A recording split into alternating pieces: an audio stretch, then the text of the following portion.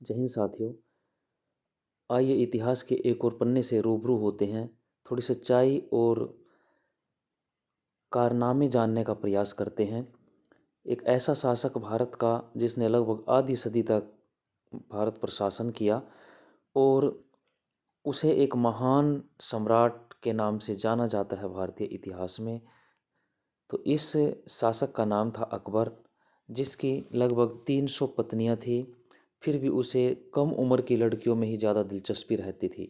1556 में जब पानीपत की दूसरी लड़ाई में 5 नवंबर को हेमचंद्र विक्रमादित्य लड़ाई में अचेत हो गए, तो दुश्मनों ने उसे बंदी बनाकर बादशाह के सामने पेश किया। वो बादशाह जो केवल 13 वर्ष का बच्चा था, जिसका नाम था अकबर, उसने बेरहमी से बेहोश राजा हेमचंद्र का सर कलम कर दिया। अकबर ने प्रशंसा पाने के लिए हेमू का सिर काबुल भेज दिया और उसके धड़ को दिल्ली स्थित पुराने किले के दरवाजे पर लटका दिया। इसके बाद 13 साल के उस अकबर ने राजा हेमू के सभी सैनिकों को मरवाकर उनके सर लाने के लिए आदेश दिया। राजा हेमू के एक एक सैनिक को पकड़कर उसका सर कलम कर दिया गया। ईंट पत्थरों के साथ इनका एक टावर स्तंभ बना दिया गया। पानीपत की दूसरी लड़ाई दिल्ली पर कब्जा पाने के लिए हुई थी। किताबों में अकबर को महान बनाकर उनके अत्याचारी कार्यों और औरतों के प्रति उनके आचरण, धर्म की उसकी कुटिलता भरी जो नीति थी, उसको अनदेखा कर दिया गया। लिखने वालों ने केवल उसे महान बताने के जो कार्य थे उन्हीं को लिखा, एक पक्ष को सामने रखा। जलालुद्दीन मोहम्मद अकबर दिल्ली सल्तनत के सबसे कामयाब और प्रसिद्ध बादशाह थे।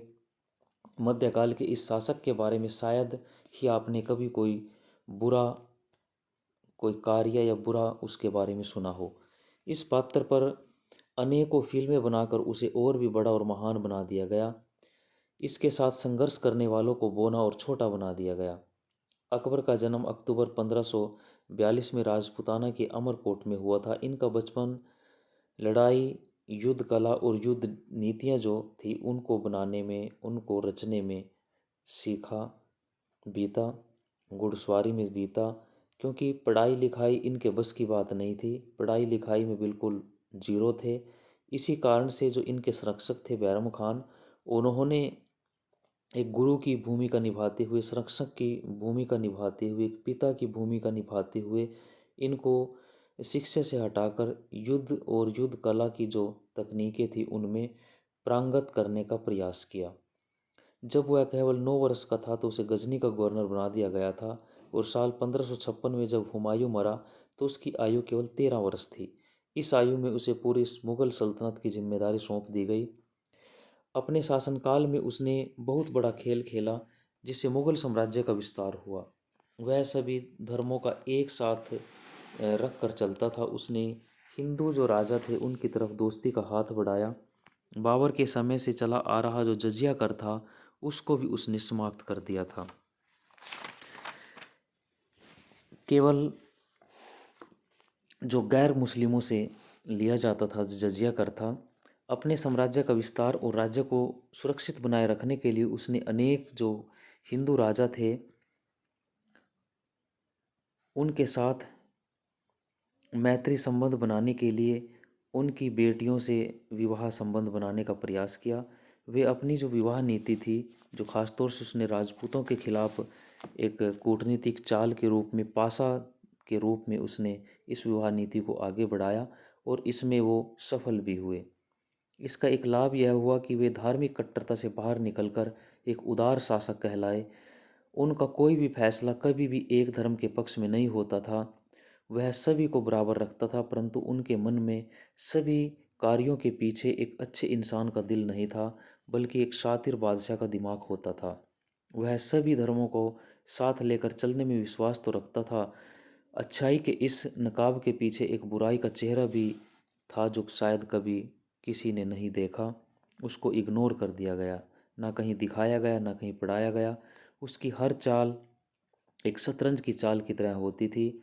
अपने साम्राज्य का विस्तार करते हुए राजपूताना की ओर बढ़ता चला जाता है, और 1557 में जब मेवाड़ की बारी आती है तो राजधानी चित्तौड़गढ़ 4 महीने की लंबी लड़ाई के बाद जो मुगल थे वो जीत गए और वे किले में घुस गए। किले में कई राजपूत रानियों ने अपनी इज्जत बचाने के लिए आग में कूदकर अपनी जान दे दी। अगर वह इतना उदार था, इतने महान था, महिलाओं का सम्मान करता था, महान कहने का मतलब ही महान होता है, तो उसके कार्य भी सभी महान होते हैं, उसके किसी भी कार्य पर प्रश्न चिन्ह उंगली नहीं उठ सकती। तो जब वो इतना महान था तो उन राजपूत रानियों को या जिन राजाओं को पराजित करता था, उनकी रानियों को जौहर करना, अपने आप को मार डालना, आग में कूदना, अपनी आत्महत्या कर लेना, तो ऐसे कदम वे क्यों उठाती थी?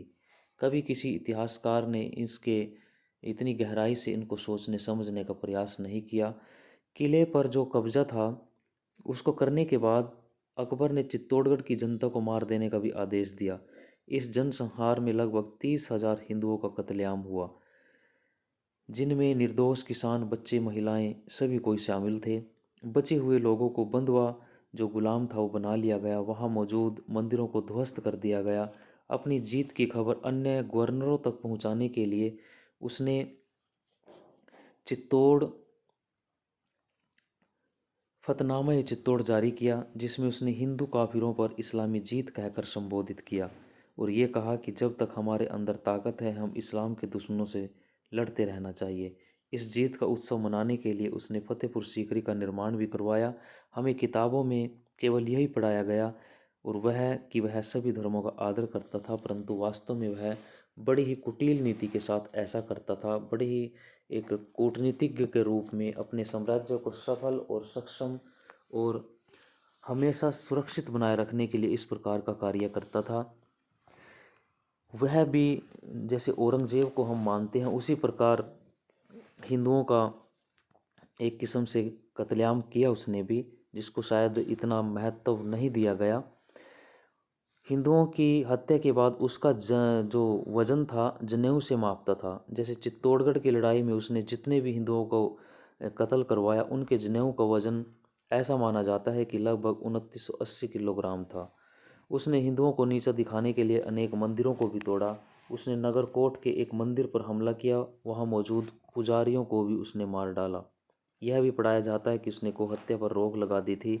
इसके साथ ही उसके सैनिकों ने नगरकोट में 200 गायों का कत्ल तीर मार कर किया। इसके बाद उसने गायों का खून जूतों में भरकर मंदिर की दीवारों पर फेंका।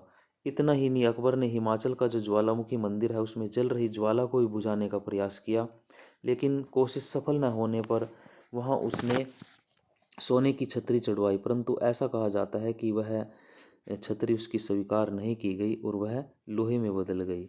उसके मन में अभी भी कुटिलता थी। अब वह प्रयागराज गया, जो हिंदुओं का सबसे बड़ा धार्मिक स्थल माना जाता है। यहाँ नियंत्रण मजबूत करने के लिए उसने एक किला बनवाया।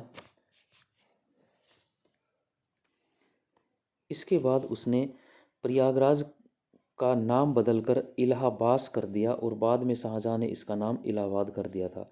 1578 में उसने खुद को गाजी की उपाधि से नवाजा। गाजी का अर्थ होता है गैर मुस्लिम को मारने वाला और एक मुस्लिम योद्धा। दोगलापन यह था कि अकबर ने फतेहपुर के इबादत खाने में हर वर्ष हर धर्म के विद्वान को बुलाया और हर धर्म के विश्वास को समझने और समझाने के लिए एक सभा बनाई। 1582 में अकबर ने सारे धर्मों के मूल्यों को या सार को मिलाकर एक नया धर्म बनाया जिसे दीन इलाही कहा गया। यह धर्म 1578 से 1582 के बीच इस इबादत खाने में हुई चर्चा का परिणाम था। इस बातचीत के दौरान 1579 में 79 में उसने जजिया कर पर रोक लगाई। सोचने का विषय यह है कि अगर अकबर खुद को गाजी मानता था तो गैर मुस्लिम को मारने में विश्वास क्यों करता था? अगर वह उदार था तो वह गाजी की उपाधि क्यों धारण करता है? इसका उत्तर यह भी हो सकता है कि वह अपने राज्य को स्थिर और सभी के लिए उदार दिखाकर अपनी महानता को प्रकट करना चाहता था। इसी कड़ी में उसने अकबरनामा भी लिखवाया था, ताकि अपने पूरे जीवन, अपने जो पूर्वज थे उनके बारे में, अपने जीवन के बारे में जो अच्छी चीज़ें थी वो सारी उसने उसमें लिखवाई। जो अबुल फजल के द्वारा जो अबुल अकबरनामा था वो लिखा गया, जिसका अर्थ था अकबर की कहानी। वह बहुत ही चतुर और कुटिलता से भरा हुआ कूटनीतिज्ञ भी था, जो बहुत सोच समझ कर अपने पासे फेंकता था। जैसे स्वयं लड़े बिना ही राजपूतों को आपस में लड़वाने की कूटनीति उसका उदाहरण था और जिसमें वो बिल्कुल सफल भी रहा। उसने जितनी भी हिंदू रानियों से शादी की थी, इसलिए नहीं की थी कि वह सभी धर्मों का सम्मान करता था, बल्कि वह एक राजनीतिक पासा था, या चाहे सौदेबाजी कहिए, जिसे वह अपनी तरफ से फेंक एक हथियार के रूप में इस्तेमाल करता था। परंतु दूसरे उसे उदार और विवाह संबंध समझते थे। वह हारे हुए राजा से राज्य के बदले में यह पेशकश करता था जिसे विवाह संबंध कहा गया। यहाँ तक कि जो अकबर जोधाबाई की कहानी फिल्मों में दिखाई जाती है, वह भी 100% सत्य नहीं है। वास्तव में उसकी कोई भी जोधा नाम की रानी नहीं थी। आमेर की जिस रानी से अकबर ने शादी की थी उसका नाम हरकाबाई था। अनेक इतिहासकार उसको अलग अलग नामों से जानते हैं। जिसके भाइयों को अकबर ने बंदी बना लिया था, और एक सौदेबाजी के रूप में कहिए या किसी भी रूप में कहिए या विवाह संबंधों के रूप में कहिए, इस शादी में भी वही एक पेशकश थी, सौदेबाजी थी, राजनीतिक। उसने जितने भी युद्ध लड़े उनके पीछे एक मकसद यह भी होता था कि हारे हुए जो राजा थे उनकी औरतों को, उनकी बेटियों को अपने हरम में रख सके। हरम अकबर के महल का वह भाग होता था जहाँ सारी औरतें रहती थी। विंसेंट जो स्मिथ है उसने अपनी किताब अकबर द ग्रेट मुगल में महिलाओं के प्रति उसकी जो कामुकता है उसके बारे में विस्तार से लिखा। अनेक इतिहासकारों ने भी लिखा कि अकबर ने अपने स्वयं के जो संरक्षक थे बैरम खान, उसकी मौत के बाद यानी कि उसकी हत्या करवाकर उसकी जो पत्नी थी सलीमा सुल्तान बेगम, उससे भी ज़बरदस्ती निकाह कर लिया था। इसके बारे में थोड़ा हम आगे और जानेंगे। उसके हरम में लगभग 5,000 से ज़्यादा औरतें थीं। इनमें 300 से अधिक उसकी पत्नियां थीं। हालांकि सभी को वो दर्जा प्राप्त नहीं था।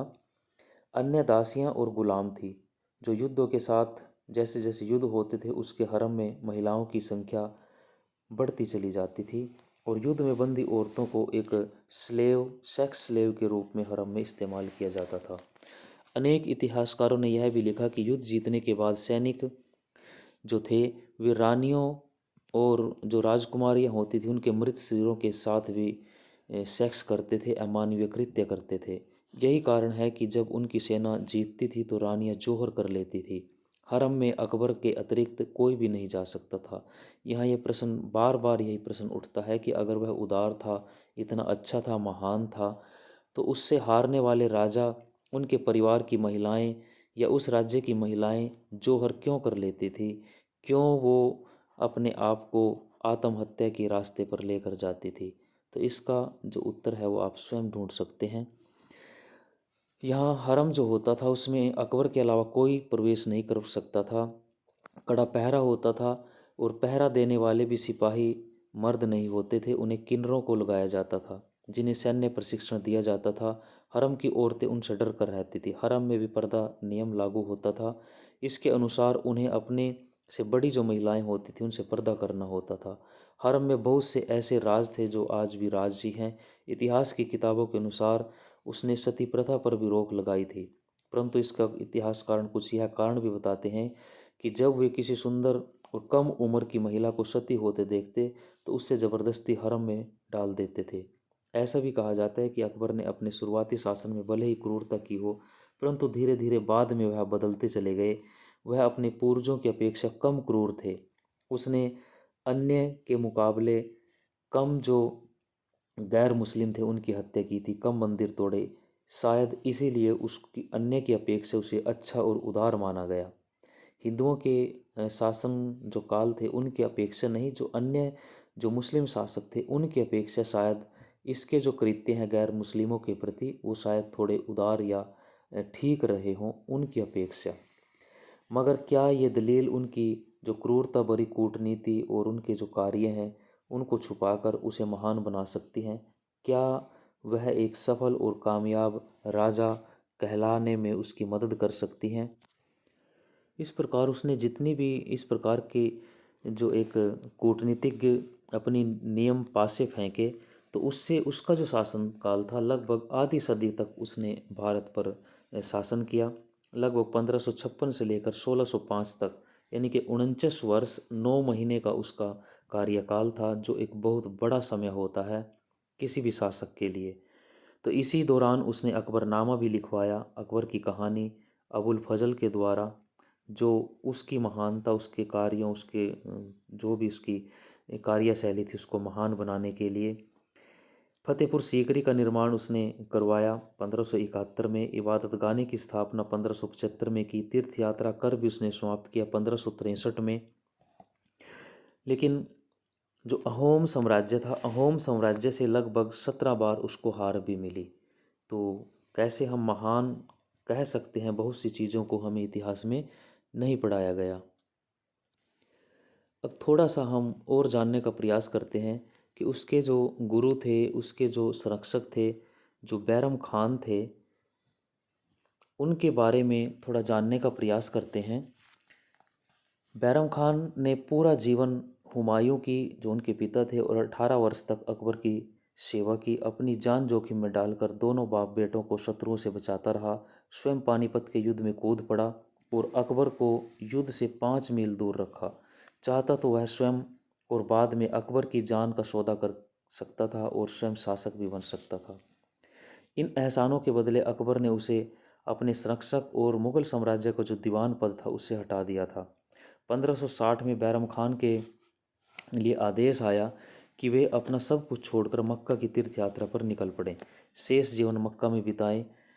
इस पर झूठे राजद्रोह के आरोप लगाए गए, परंतु वास्तव में अकबर की निगाह बैरम खान की जो सुंदर पत्नी थी उसको वह पाना चाहता था, जिसका नाम सलमा बेगम था। बैरम खान के मित्रों ने उसे सलाह दी थी कि सेना आपके हाथ में है, आप अकबर को कैद कर लें। लेकिन इस गुरु, पिता स्वरूप, पालनहार और रक्षक को अपने किसी भी रूप को कलंकित करने से उसने मना कर दिया। वह सब कुछ छोड़ मक्का निकल पड़ा। अकबर को इससे संतोष नहीं हुआ। वह उसे मारना चाहता था ताकि उसकी पत्नी को पा सके। अकबर ने पीर मोहम्मद शिरवानी, जो बैरम खान द्वारा नौकरी से निकाल दिया गया सैनिक था, उसको बैरम खान के पीछे लगा दिया और उसे रास्ते में रुकने न दे, ये आदेश दिया गया। बैरम खान चलते चलते अपने अपमान को एक सीमा से अधिक सहन नहीं कर सका और उसने अपने जो मुट्ठी भर सेना साथी थे उनके साथ शाही सेना से लड़ पड़ा। परिणाम स्वरूप उसे बंदी बना लिया गया और अकबर के सामने लाया गया। उसने कहा कि मेरा इतना अपमान ना करो, मैंने आपके पिता और आपके लिए कभी भी अपने जान की परवाह नहीं की, इससे बेहतर तो आप मुझे कत्ल कर दो।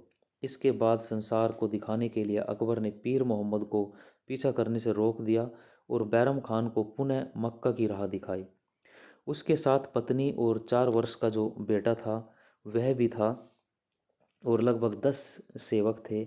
जब वे गुजरात के अनहिलवाड़ा पट्टन पहुँचे तो वहाँ मुबारक खान के साथ 30-40 जो अफ़गान थे उन्होंने हमला कर दिया। अकेला बैरम खान किस किस से लड़ता। अपने सेवकों के साथ मुगल साम्राज्य का जो पुनर्निर्माता था राजधानी से दूर मारा गया। आश्चर्य यह था कि उसकी पत्नी और बच्चे को कोई हानि नहीं पहुंचाई गई।